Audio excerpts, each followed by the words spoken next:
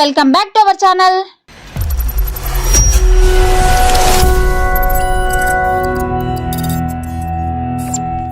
ఇప్పుడు నేను మీకు చూపించేది బంజారాహిల్స్ రోడ్ నెంబర్ 12లో ఉన్న పూరి జగన్నాథ టెంపుల్. దానికంటే ముందు అసలు పూరి జగన్నాథ్ ఆలయ చరిత్ర మీకు తెలుసా? పూరి జగన్నాథ్ ఆలయంలో శ్రీకృష్ణుడి గుండె ఇప్పటికీ ఉంది అంటారు. అదేంటో మీకు తెలుసా? పూరి జగన్నాథుని ఆలయంలో జగన్నాథ, బలదేవ, సుభద్రాదేవి కళ్ళు పెద్దగా తెరిచి ఉంటాయి. అవెందుకో మీకు తెలుసా?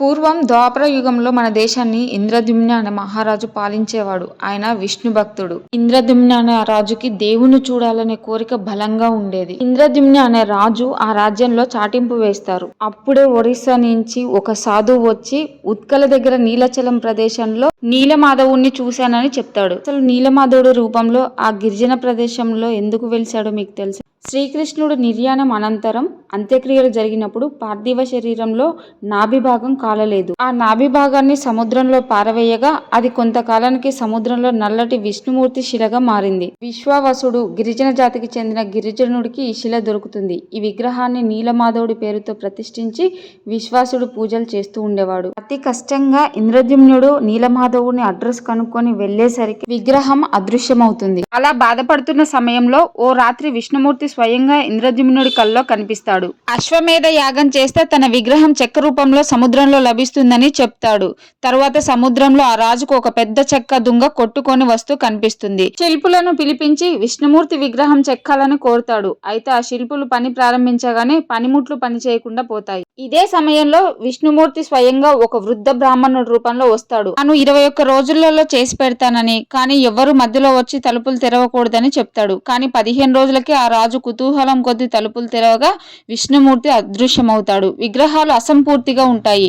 నడుము కింది భాగం, కాళ్ళు చేతులు లేకుండా విగ్రహం ఉంటుంది. వీటిని ఆలయంలో ఎలా ప్రతిష్ఠించాలన్న సందిగ్ధంలో రాజు పడతాడు. అయితే ఆ రోజు రాత్రి మహావిష్ణువు మళ్ళీ ఇంద్రద్యుమ్న కల్లో కనిపించి, మహారాజా బాధపడకు, ఇది నా సంకల్పమే.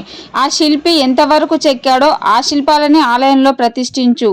నేను ఆ రూపాల్లోనే కొలువు తీరుతాను, జగన్నాథునిగా పేరు పొందుతానని చెప్తాడు. ప్రతి 12 నుంచి 9 లేదా 8 సంవత్సరాలకు ఒకసారి పండుగ సమయంలో కొత్త విగ్రహాలను ప్రతిష్ఠించి జగన్నాథుని రథోత్సవాన్ని నిర్వహిస్తారు. జగన్నాథుడి ఆలయంలో జగన్నాథుడితో పాటు ఆయన సోదరుడు బలభద్రుడు, సోదరి సుభద్రాదేవి విగ్రహాలు ఉంటాయి. ఈ దేవతల విగ్రహాలు పవిత్ర వేప దుంగలతో చేయబడి రత్నబేదిపై ఉంచబడతాయి. ఆలయంలో కృష్ణుడు హృదయం భద్రపరచబడిందని, ఆలయపు గోడల్లో కొట్టుకుంటుందని ఒక నమ్మకం ఉంది. జగన్నాథుని దర్శనం చేసుకునే ముందు జగన్నాథుని హిస్టరీ తెలుసుకొని మీరు ఒక్కసారి దర్శనం చేసుకుంటే నిజంగా మీ జన్మ ధన్యమవుతుంది. ఇంకా ఇప్పుడు నేను చూపించబోయేది మీకు మన బంజారాహిల్స్ రోడ్ నెంబర్ 12లో ఉన్న పూరి జగన్నాథ టెంపుల్. నిజంగా ఇది ఎంత విశాలంగా ఉందంటే చూడగానే మనకు మనస్సు ప్రశాంతంగా ఉండేలాగా ఉంది అన్నమాట.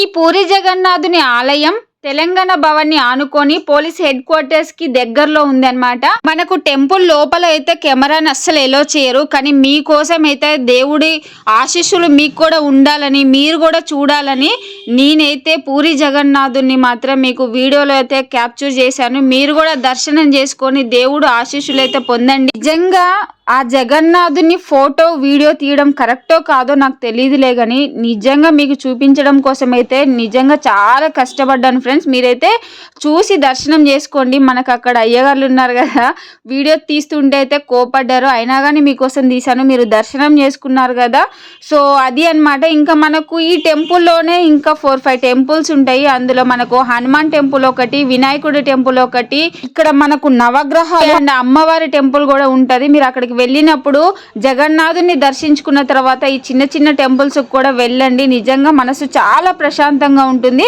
అండ్ నైట్ టైంలో వెళ్తే కూడా ఏంటంటే మనకు లైటింగ్స్ బాగా ఉంటాయి అన్నమాట. దీనికి టైమింగ్స్ కూడా ఉంటాయి. ఆ టైమింగ్స్ కూడా నేను ఇక్కడ మీకు డిస్క్రిప్షన్లో మెన్షన్ చేస్తాను.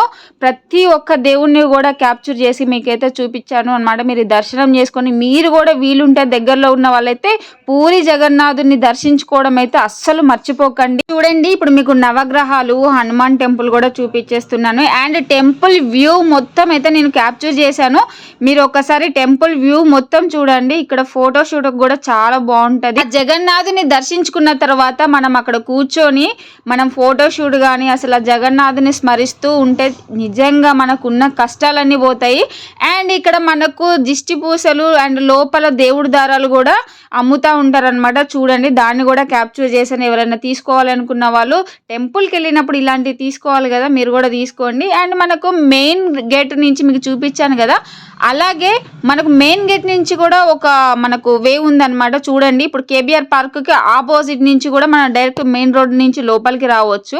ఇప్పుడు ఇంతకు ముందు మీరు చూపించింది ఏంటంటే యాక్చువల్లీ అదే రూట్ అనమాట. అక్కడి నుంచి అయితే మనకు చెప్పుల స్టాండ్ కానీ మనకు ఇంకా షాపింగ్ చేసుకోవడానికి స్టాల్స్ కూడా ఉన్నాయి. స్టార్టింగ్ వీడియో మీరు ఒకసారి అబ్జర్వ్ చేయండి.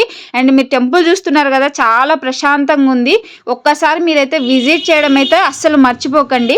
అండ్ మనం ఇంకా అక్కడ బాగా అబ్జర్వ్ చేయాల్సిన విషయం ఏంటంటే మనకు ఆ టెంపుల్ గోడల మీద మనకు అసలు ఆ జగన్నాథుడి అవతారం ఎలా వచ్చింది అనేది మొత్తం ఒక థీమ్లో వేసేస్తారనమాట. అది మనం ఒక్కొక్కటి చూస్తే మనకు అక్కడే మనకు జగన్నాథుని చరిత్ర మొత్తం తెలిసిపోతుంది. సో మీరు అక్కడ అది అబ్జర్వ్ చేయడం అయితే అసలు మర్చిపోకండి.